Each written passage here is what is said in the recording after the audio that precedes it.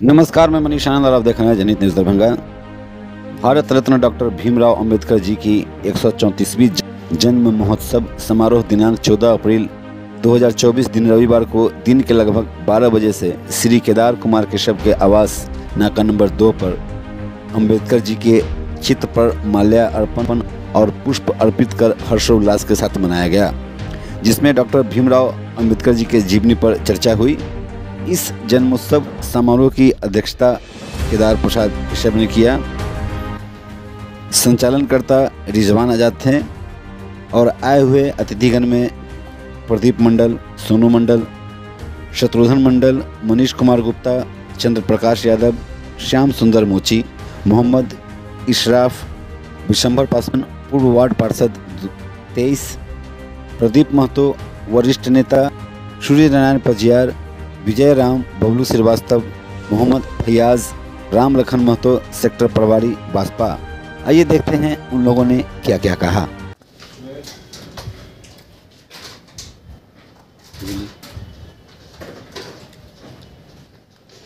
आज ये पवित्र दिन जो है और जिनके छत्र छाया में हम लोग आज बैठे हैं, वरिष्ठ नेता हमारे भीमराव अंबेडकर साहब, जो जीवन भर एक जो सबसे निचले पायदान में जो अव्यवस्थित लोग शोषित हमेशा होते रहे, उनकी आवाज़ बनकर जो है जीवन भर संघर्ष करने का काम किया। उनकी छत्र छाया में आज हम लोग बैठे हैं। ये बड़े ही गौरव की बात है और ये आज हम लोग का ये संकल्प दिवस है।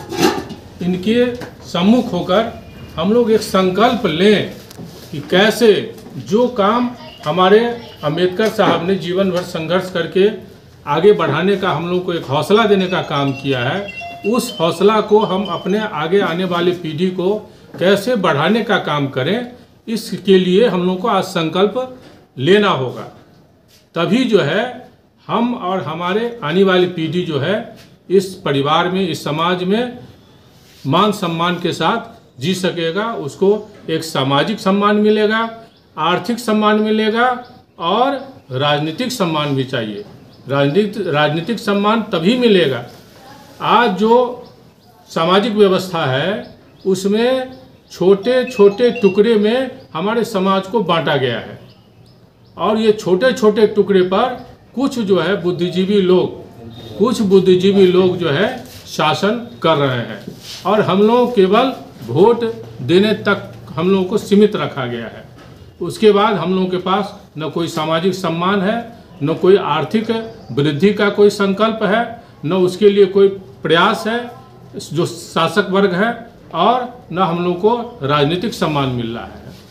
आज हम लोगों को इस पर गहराई से सोचना है कि आज जब से बीजेपी का विकास हुआ है, जन्म लिया है, उससे आज तक दरभंगा लोकसभा क्षेत्र की आप स्थिति देखें, केवल एक ही समाज का लोग, जिसका मुश्किल से 5% आबादी है दरभंगा लोकसभा क्षेत्र में, मुश्किल से 5% आबादी होगा, वो शुरू से जो है हम लोग का प्रतिनिधित्व कर रहा है। पूरे लोकसभा के क्षेत्र का जो 85% आबादी हम लोगों का है, जो एक छोटे छोटे टुकड़े में हम लोग बटे हुए हैं, उसका लाभ उठाकर वो एक 5% वाले लोग जो है हम लोग का प्रतिनिधित्व कर रहा है। लेकिन आज हमको वो सम्मान देगा? कभी आप उसके दरवाजे पर जाएंगे, हमको कभी एक गिलास पानी के लिए पूछेगा? कभी हमको कुर्सी देगा बैठने का? हमको ना वो सामाजिक सम्मान दे सकता है, ना हम लोगों को हमारे उत्थान के बारे में कि मेरा कैसे उत्थान हो, इसके बारे में वो कभी नहीं सोचेगा। ये ध्रुव सत्य है। तो ये आज हम लोग संकल्प लें, कैसे जो छोटे छोटे टुकड़े में हम लोग बटे हुए हैं, ये 85% आबादी, तो कैसे हम एक जगह होकर उस व्यवस्था से उसको हम अलग करें और ये छोटे छोटे टुकड़े में एक जगह इकट्ठे होकर हम जो है अपना अधिकार लें, राजनीतिक अधिकार लें, हम राजनीतिक प्रतिनिधित्व भी जो है हम करने में कामयाब हो। इसके लिए हम लोगों को प्रयासरत होना होगा। तो आज जो स्थिति है, सामाजिक स्थिति है, उसमें हम देख रहे हैं इस बात को कि हम लोगों को बरगलाया जा रहा है धर्म के नाम पर, मजहब के नाम पर, अगले पिछड़े के नाम पर। लेकिन जो मूल मुद्दा है, आज देखिए महंगाई के मुद्दे पर कोई भी पार्टी मुखर रूप से नहीं बोल रही है। क्यों महंगाई इतना बढ़ रहा है, क्यों बेरोजगारी इतना बढ़ रहा है, न शासक वर्ग तो बिल्कुल इसका चर्चा नहीं करता है। वो शासक वर्ग जो है वो कहे कि भाई हम कैसे जो है सो धर्म के नाम पर कैसे लोगों को बांट कर जो है सो उसका हम फायदा लें। ये इस तरह से बरगला के हम लोगों के वोट को जो है वो भूल भुला के ले लेते हैं। फिर आप अपने जगह पर बैठे रहिए, आपका कोई सामाजिक उत्थान नहीं होने वाला है, कोई राजनीतिक उत्थान नहीं होने वाला है। तो हम लोग जो भी हैं, पहले हम लोग एक संकल्प लें कि नहीं, जो हमको मान सम्मान देगा, जो जिसके दरवाज़ा पर हम बैठ के अपनापन महसूस कर सकते हैं, वैसे लोगों को हमको आगे बढ़ाना है। उसके लिए हमको एकजुट होके, अभी मान लीजिए हम छोटे, जब क्योंकि हम आगे बढ़ रहे हैं, अब कोई बड़ी पार्टी के लोग हैं, वहाँ आप जाएंगे तो कहेगा कि भाई 10 करोड़ लाओ, तब तुमको हम मौका देंगे। तो ये इस पर सबसे जो 85% आबादी है, वो असल रूप में वो सबसे बड़ी पार्टी कौन है? सबसे बड़ी पार्टी आज कहता है कि भाई बीजेपी सबसे बड़ी पार्टी। भाई पार्टी सबसे बड़ी तो जनता न है, जिसको 100% वोट है, जिसके पास 100% वोट है, वो सबसे बड़ी पार्टी है। न कोई बीजेपी बड़ी पार्टी है, न आरजेडी कोई बड़ी पार्टी है। जनता जो है वही सबसे बड़ी पार्टी है। अगर जनता मन बना ले कि नहीं, हमको इस अमुक व्यक्ति जो हमारे लिए संघर्षरत है, हमारी बात को समझने वाला है ना, हमको इसको आगे बढ़ाना है। जब पूरे जनता, दरभंगा लोकसभा क्षेत्र के सभी जनता जो 85% आबादी है, वो अगर सोच ले कि नहीं, हमको इस व्यक्ति को आगे बढ़ाना, ये हमारे बारे में अच्छा सोच सकता है, हमारे उत्थान के लिए काम कर सकता है, हमारे उत्थान के लिए काम कर सकता है, वो तब जो है आपका जो व्यवस्था है, आपका जो सोच है, उसको कामयाबी मिलेगी। जो बाबा अम्बेडकर साहब का जो सपना है, उस सपना को हम सच बना पाएंगे। क्या आज जो हमारे वर्तमान लोकसभा के प्रत्याशी है, मेंबर है, क्या वो उसके माध्यम से हमारे बाबा साहब के जो सोच है वो हो पा रहा है? उस सोच को वो साकार कर पा रहे हैं? नहीं कर पा रहे हैं। वो हमको बैठने का भी अधिकार नहीं देंगे। तो हमारे जो बहुसंख्यक लोग हैं, उन लोगों को इस बारे में संकल्प लेना है कि हमारा जो शुभचिंतक है, चाहे वह किसी भी पार्टी का हो, पार्टी मुख्य रूप से जनता है। जनता जिसको बहुमत देगी वही सबसे बड़ी पार्टी, वही सबसे बड़ा, वही हमारा प्रतिनिधित्व वही करेगा। जो अगर बहुसंख्यक जनता जिस व्यक्ति को, बहुत निर्दलीय भी लोग चुन के जाते हैं, तो वहां के लोग हैं वही ना उसको निर्दलीय जिता कर जाते हैं। तो जनता में सबसे बड़ी पार्टी है। इस बात लोग समझते हैं, एक तरफ एनडीए है और एक तरफ जो है यूपी महागठबंधन है, यही सबसे बड़ी पार्टी है, तीसरा हम कहाँ जाएंगे? इसी में से किसी को वोट देना है। लेकिन अगर उससे हमारे अम्बेडकर साहब का सपना अगर साकार नहीं हो रहा है, तो हम तो खोजेंगे ना वैसे व्यक्ति को जो हमारे अम्बेडकर साहब के सपना के लायक जो है काम करने वाला है। हम उस व्यक्ति को खोज करके उसको हम आगे बढ़ाने का काम करेंगे, तो जरूर वो व्यक्ति कामयाब होगा। और वो व्यक्ति कामयाब होगा तो हम लोग भी कामयाब होंगे, और वो हमारे मान सम्मान को आगे बढ़ाने का काम करेगा। तो इस बात का हम लोग को संकल्प लेना है। न हमको एनडीए की तरफ देखना है, न हमको इंडिया गठबंधन पे, हमको उस व्यक्ति की तरफ देखना है जो हमारी आवाज को बुलंद कर सकता है, जो हमारे बारे में सोच सकता है, हमारे बच्चों के भविष्य के बारे में सोच सकता है, जो हमको सम्मान दे सकता है, जहां हम अपनापन महसूस कर सकते हैं, ऐसे व्यक्ति को हम लोगों को चुनना है और उसके पीछे बढ़ना है। हो सकता है कि हम अभी कामयाब नहीं हो, लेकिन हम प्रयास करेंगे तो इस बार कामयाब नहीं होंगे तो अगले बार कामयाब होंगे। प्रयास तो करना पड़ेगा।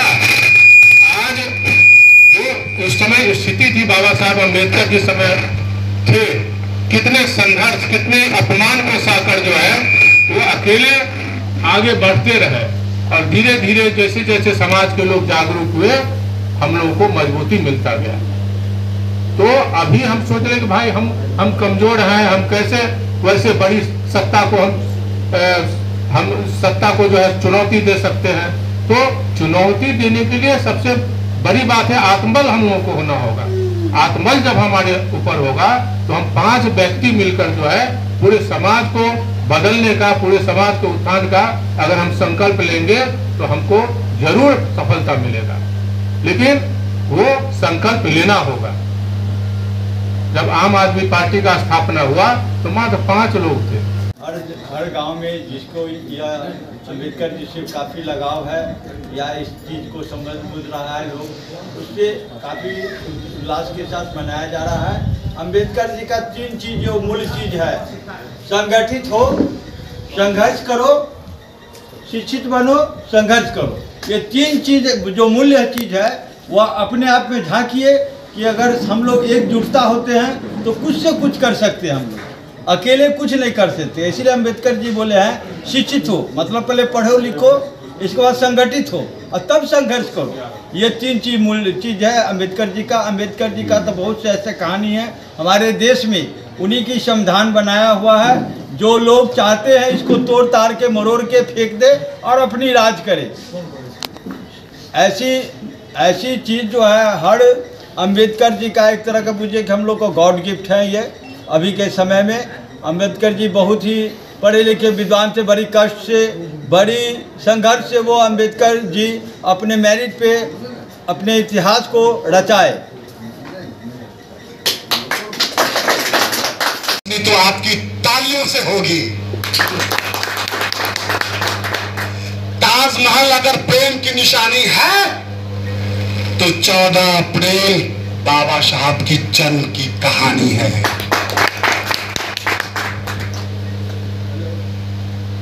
मेरी सांसों में, मेरी धड़कनों में बाबा साहब नाम तुम्हारा है। मेरी सांसों में, मेरी धड़कनों में बाबा साहब नाम तुम्हारा है। आज मैं अगर खुश हूं तो ये एहसान तुम्हारा है। रुतबा मेरे सर को तेरे संविधान से मिला, रुतबा मेरे सर को तेरे संविधान से मिला। आरों को जो भी मिला वो मुकद्दर से मिला। रुतबा मेरे सर को तेरे संविधान से मिला, आरों को जो भी मिला वो मुकद्दर से मिला। हमें तो मुकद्दर भी तेरे संविधान से मिला। मैं संविधान हूं, मैं हर जाति हर धर्म का आन पान शान हूं। मैं तुम्हारे हर समस्याओं का समाधान हूं। मैं भारत का संविधान हूं। सर, आज अम्बेडकर जी का 134वां जन्मोत्सव है, इस पर क्या कहना चाहेंगे आप? यह भारत ही नहीं पूरे विश्व के लिए आज बड़ी ही खुशी का दिन है कि ये बाबा साहब समाज के निचले सेक्टर में रहने के बावजूद भी उनकी जो उदार सोच थी, जिन्होंने देश के सभी धर्म सभी जाति की महिलाओं को भी सम्मान देने का काम किया, ये बाबा साहब का देन है। नहीं तो हमारी व्यवस्था इससे पूर्व जो थी उस व्यवस्था में हमारी महिला तो घर से भी बाहर नहीं निकलती थी। लेकिन परम पूज्य बाबा साहब का देन है कि भारत में चाहे वो ब्राह्मण समाज की भी बेटी है उसको आधा अधिकार देने का काम किया। इसीलिए बाबा साहब डॉक्टर अम्बेडकर विश्व के पटल पे आज 1 नंबर है, विश्व के चौथे विद्वान हैं। उन्होंने जो समाज के लिए दिया वो समाज आजीवन उनका ऋणी होगा। इन्हीं के साथ मेरा परिचय ले लीजिए। मैं राम लखन महतो, बहुजन समाज पार्टी के मुख्य सेक्टर इंचार्ज, 13 लोकसभा के प्रभारी, साथ में समस्तीपुर लोकसभा से बसपा के प्रत्याशी बनाए गए हैं।